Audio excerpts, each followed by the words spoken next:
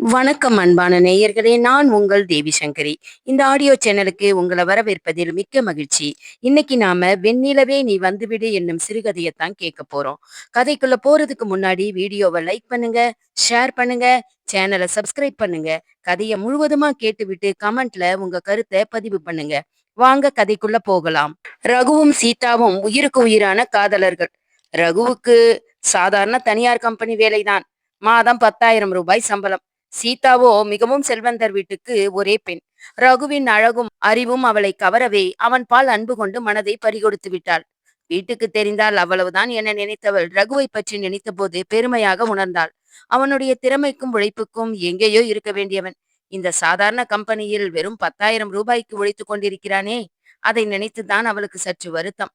ஆனால் ரகு அவளிடம் ஒரு ஒப்பந்தம் போட்டிருந்தான். அது தன் தங்கை மீனாட்சியை கல்யாணம் செய்து கொடுத்ததுக்கு அப்புறம்தான் தன்னுடைய கல்யாணம் என்று. அதற்கிடையில் என்ன நடந்தாலும் அதை அவரவர் விதிப்படி ஏற்றுக்கொள்ள வேண்டும் என்பதுதான்.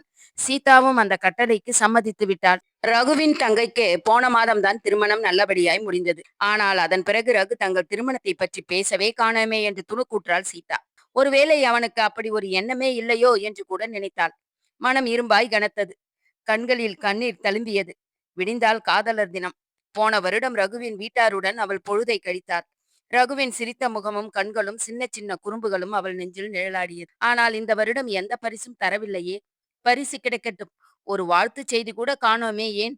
பாத்ரூமுக்கு போய் முடிந்தவரை அழுது தீர்த்தாள். மனம் இல்லாமல் அம்மா வாங்கி தந்திருந்த அந்த பச்சை கலர் புடவையை எடுத்து அணிந்தாள். ரகுவுக்கு போன் செய்து பேசலாமா என்று கூட நினைத்தாள். ஆனால் மனம் இடம் தர மறுத்தது.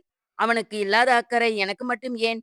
அப்படின்னா அவனுடைய காதல் பொய்தானா என்று கூட நினைத்தாள். நினைக்க நினைக்க தலை சுற்றியது. மகளின் முகம் காலையிலிருந்தே ஒரே வாட்டமா இருக்கிறதே என்று சுந்தரேசன் நினைத்தார் போலும். ஏன் சீதா, என்னம்மா ஆச்சு உனக்கு?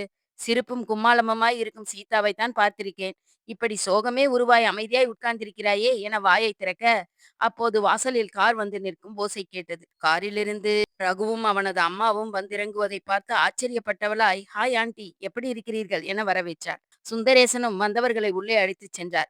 ரகுதான் பேசினான். "சார், நான் உங்க பெண்ணை விரும்புகிறேன். அவளும் என்னை நேசிக்கிறாள். நான் ஒரு தனியார் கம்பெனியில் வேலை பார்க்கிறேன். தற்போது 10,000 ரூபாய் வருமானம். போக போக இன்னும் உயரும். உங்கள் பெண்ணுக்கு நீங்கள் எந்த சீரும் செய்ய வேண்டாம்.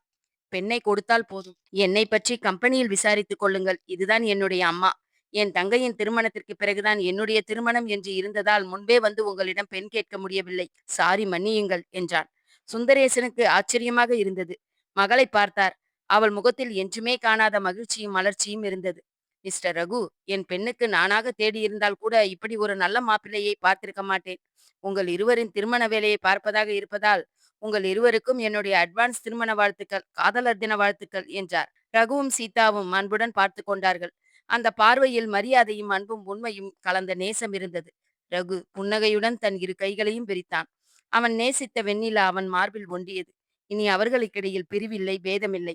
காதல் நெஞ்சில் கலக்கமும் இல்லை. வாழ்த்துவோம் அவர்கள் மன வாழ்க்கைக்கு. நன்றி.